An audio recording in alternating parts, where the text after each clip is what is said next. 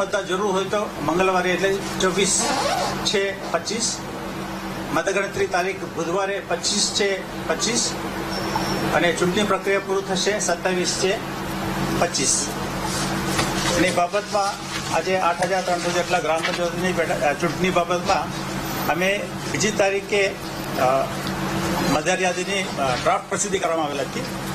એની આખરી પ્રસિદ્ધિ ગઈકાલે કરવામાં આવેલ છે. એટલે ત્યાર પછી અમે જનરલી પ્રથા એવું છે મતદાર યાદીનું ફ્રીઝ કર્યા પછી ઇલેક્શન માટે અમે શેડ્યુલ નક્કી કરીને જાહેરાત કરવામાં આવે છે. એમાં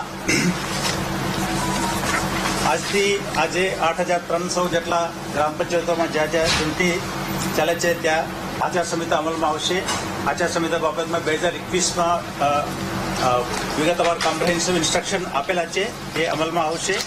અને પછી ગ્રામ પંચાયત ઇલેક્શનમાં જે નોટિફિકેશન વગેરે કામગીરી પહેલેથી અહીંયાથી ડેલિગેટ કરવામાં આવેલ છે પ્રાંત અધિકારીનું.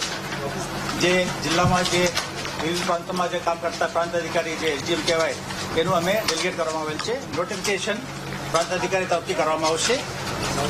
અને જે બે ખાસ વસ્તુ છે એમાં 2 ચાઇલ્ડ નોર્મ અને એક ટોયલેટની જરૂરિયાત જાજરૂની જરૂરિયાતવાળા એ ગેરલાયકની નિયમમાં રાખવામાં આવેલા કારણે એનું એફિડેવિટમાં જરૂર નથી. એટલા માટે ગ્રામ પંચાયતમાં એફિડેવિટમાં આ પાર્ટ નહીં આવે. ખાલી એક સેલ્ફ ડિક્લેરેશન એકરાર પત્ર એક રજૂ કરવાનું હોય છે. એમાં અમુક વાર જિલ્લામાં થોડા રજૂઆત આવતા હોય છે, એફિડેવિટ તમારા માંગીએ છીએ, એવું નથી. એકરાર પત્ર સેલ્ફ ડિક્લેરેશન જરૂર છે ગ્રામ પંચાયત માટે. એના માટે 2006માં સરકારે એક નોટિફિકેશન બહાર પાડેલા છે. બાકી ઇલેક્શનમાં એફિડેવિટ જરૂર છે, આમાં એફિડેવિટ જરૂર નથી.